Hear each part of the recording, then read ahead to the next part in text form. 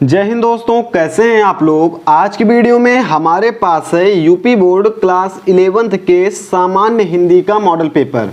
और आज की वीडियो में हम इस पूरे पेपर को सॉल्व करेंगे, देखेंगे किस टाइप से क्वेश्चंस आए थे और उनका आंसर आपको किस टाइप से लिखना था। तो हम देखते हैं पहला क्वेश्चन आपका बहुविकल्पीय है। सरस्वती पत्रिका के संपादक कौन थे। चार ऑप्शन आपको इसमें दिए गए हैं। पहला ऑप्शन है आचार्य महावीर प्रसाद द्विवेदी, भारतेंदु हरिश्चंद्र, डॉक्टर संपूर्णानंद और आचार्य रामचंद्र शुक्ल। चारों में से सही ऑप्शन पर आपको टिक करना है। इसका सही ऑप्शन है आचार्य महावीर प्रसाद द्विवेदी, ये आपका सही ऑप्शन हो जाएगा। अगला क्वेश्चन है हमारा, भारतेंदु युग के लेखक हैं। तो भारतेंदु युग के लेखक आपको सीधा यहाँ पर भारतेंदु हरिश्चंद्र वाला ऑप्शन मिल रहा है, तो आप इसी पर टिक कर देंगे। अगला हमारा तीसरा क्वेश्चन है क्या हिंदी गद्य का जनक कहा जाता है।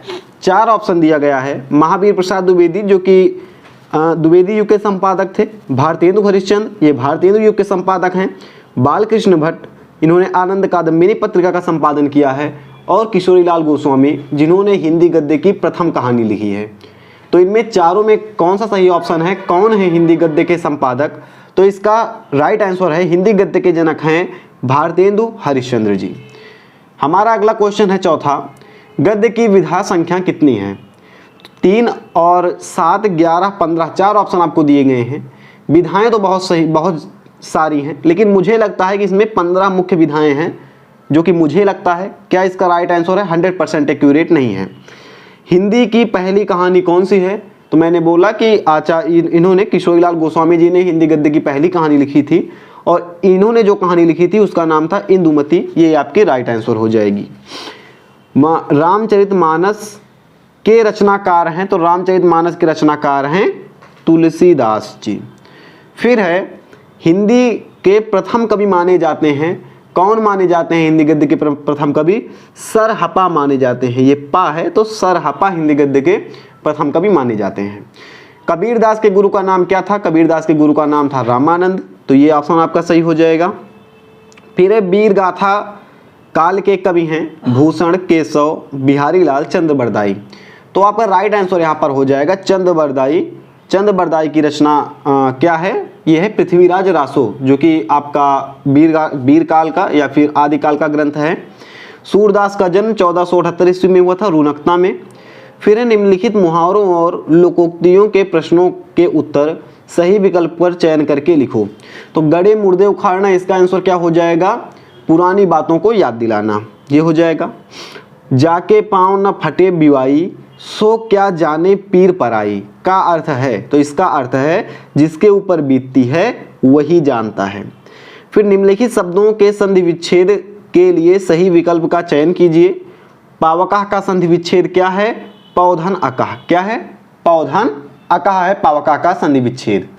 अगला क्वेश्चन है हमारा, मधुवरी का संधि विच्छेद है, तो मधुधन अरिहि, ये वाला आपका ऑप्शन सही हो जाएगा। ये गलत है, ये भी गलत है, ये भी गलत है। आपका बा वाला ऑप्शन सही है, मधुवरी का सही संधि विच्छेद है मधुधन अरिहि।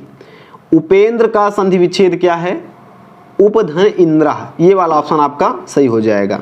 अगर आपने संधि को पढ़ा है और गाइड से, किसी भी गाइड से, आपने किसी भी क्वेश्चन बैंक से, किसी भी सीरीज से अगर आपने प्रैक्टिस की है थोड़ा बहुत संधि की, तो आप देखते ही बता देंगे कि किसमें कौन सी संधि है। आसान होता है, एक बार प्रैक्टिस करना होता है, फिर आपको विच्छेद नहीं करना होता। जैसे मधुवरी का मधुधन अरि है, उपेंद्र का उपधन इंद्रा है, आप कोई भी देखेंगे बता देंगे। प्रैक्टिस जरूरी है संधि के लिए।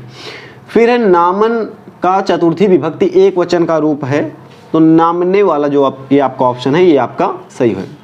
अगला क्वेश्चन है हमारा, निम्नलिखित शब्द युग्मों का सही अर्थ चुनकर लिखिए। अतिथि अतिथेय, तो अतिथि की सेवा करने वाला अतिथि अतिथेय कहलाता है। आयु मतलब होता है, आय मतलब होता है आमदनी, और आयु मतलब होता है उम्र, तो आपका ये इसमें बा वाला ऑप्शन सही हो जाएगा। फिर है आपका अगला क्वेश्चन, ये क्वेश्चन है निम्नलिखित में से सही विकल्प को चुनकर लिखिए। अंक का अर्थ नहीं है, तो अंक मतलब गोद होता है, अंक मतलब संख्या होता है, अंक मतलब एकांकी जिसे बोलते हैं, एक अंक एक अंकी होता है ना, तो अंक इसमें भी होता है। तो इसमें राइट ऑप्शन आपका अन्य हो जाएगा, जिसका मतलब है कि इनमें से कोई नहीं। फिर द्विज शब्द का क्या अर्थ है, तो द्विज शब्द का अर्थ होता है ब्राह्मण, क्षत्रिय, वैश्य।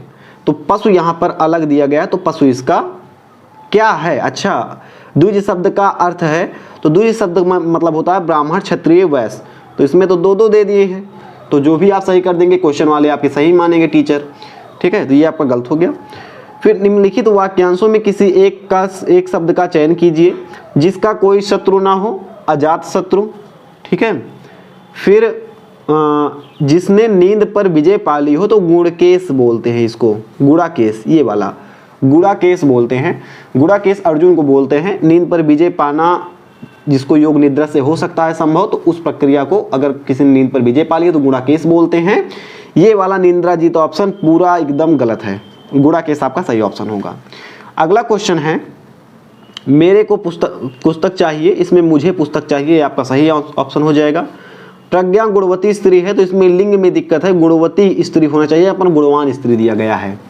फिर है हमारा ऑप्शन कि निम्नलिखित में सही उत्तर का चयन कीजिए। इसमें तो अगर आप पढ़ेंगे तो आपको पता चल जाएगा कि वीर रस है, क्योंकि इसमें हमारा नेशनलिज्म दिखाई दे रहा है साफ साफ। फिर है प्रिय वस्तु को अपने प्रिय वस्तु की अपने प्रति प्रेम भावना जहाँ पर आ गया वहाँ पर श्रृंगार रस हो जाएगा, बिना पूछे आप टिक कर दीजिएगा। जहाँ उपमेय का उपमान में भेद रहित आरोप होता है वो रूपक अलंकार होता है। उधव जोग हमना है, जैसे कि कनक जिसमें दो होता है तो वहाँ पर क्या होता है, यमक होता है, तो यहाँ पर भी जोग दो बार आया है तो यहाँ पर यमक अलंकार हो जाएगा। जथा पंग बिनु खग अति दीना, मन बिनु फनिक करिहर करहीना, तो इसमें क्या बोला जा रहा है कि कौन सा छंद है, तो इनमें दोनों में 16 इसमें मात्राएं हैं, 16 मात्राएं इसमें हैं, तो दोनों तरफ 16 मात्राएं हैं, तो 16 मात्राएं किस में होती हैं, किस छंद में होती हैं, तो राइट आंसर है चौपाई में होती हैं, और अंत में 2 गुरु भी होते हैं। इसी तरह इसमें पूछा गया कौन से इसमें छंद है, इसमें भी चौपाई हो जाएगा। इसमें 16 मात्राएं, यहाँ पर देखेंगे 2 गुरु हैं, यहाँ पर भी 2 गुरु हैं, तो ये हो जाएगा क्या आपका चौपाई छंद हो जाएगा। दिए गए गद्यांशों को पढ़कर उन पर आधारित प्रश्नों के उत्तर दीजिए, तो हम इसको करेंगे। तो अंधकार के विकट वैरी महाराज अंशुमाली अभी तक दिखाई भी नहीं दिए, तथापि उसके सारथी अरुण ने ही उनके अवतीर्ण होने के पहले ही थोड़े ही नहीं समस्त तिमिर का समूल नाश कर दिया। पूरा आप पढ़ेंगे तो आपसे नीचे 5 क्वेश्चन पूछा जाएगा। इसमें आपको पहले में लेखक का नाम लिखना है जो कि आपकी किताब से लिखना है। बाकी 4 ऑप्शन, 4 जो क्वेश्चन हैं, ये क्वेश्चन 2-2 नंबर के रहेंगे, इनका आंसर आपको इसी गद्यांश में मिल जाएगा। आराम के साथ आप पहले क्वेश्चन पढ़ेंगे, क्वेश्चन पढ़ने के बाद इसको पढ़ेंगे, 4 के आंसर आप आराम से दे देंगे। थोड़ा आप पढ़े रहेंगे तो 5वां भी आ जाएगा। सेम टू सेम ये पद्यांश दिया गया है, इसका भी आपको आंसर करना है। फिर आपको एक इसमें गद्य यानी एक लेखक का आपको लिखना है क्या, साहित्यिक परिचय, और एक कवि का साहित्यिक परिचय लिखना है। 12th में साइंस साइड वालों जो सामान्य हिंदी होती है उनमें साहित्यिक परिचय आता है, जो साहित्यिक हिंदी होती है उसमें जीवन परिचय आता है। तो ये सामान्य हिंदी है। अगर आप यहाँ पर देखेंगे तो सामान्य हिंदी में क्या आता है, सामान्य हिंदी में आता है साहित्यिक परिचय। फिर क्या है, आपको आपने जो कहानी पढ़ी है उस पर आपको एक कुछ उद्देश्य लिखने के लिए आएगा, उसको आपको लिखना है। फिर खंडकाव्य के आधार पर आपको लिखना है, ये 5वां क्वेश्चन आपका खंडकाव्य है। खंडकाव्य के आधार पर चित्रण करना है, जो कि आपके जिले में जो भी लगा हुआ है उसका आप करेंगे। फिर आप आगे आएंगे, 6ठा क्वेश्चन संस्कृत में एक गद्यांश रहेगा और संस्कृत में ही एक पद्यांश रहेगा। इसमें आपको क्या करना है, इसका संदर्भ लिखना है और हिंदी में अनुवाद करना है दोनों का। फिर आप आगे आएंगे तो विभक्ति वचन पूछा गया है, एक पत्र लिखना है और अंत में आकर एक निबंध लिख देना है। निबंध लिखने के बाद आपका क्वेश्चन पेपर खत्म हो जाएगा। टोटल वेटेज रहेगा 100 नंबर का, 100 में से जितना आप सही करेंगे उसी हिसाब से आपको नंबर मिल जाएगा। फिलहाल इस वीडियो में इतना ही था। कैसी लगी आपको वीडियो और कैसा लगा आपको पेपर, आप हमें कमेंट करके बताइएगा। हम मिलेंगे ऐसे किसी नेक्स्ट वीडियो में। जय हिंद।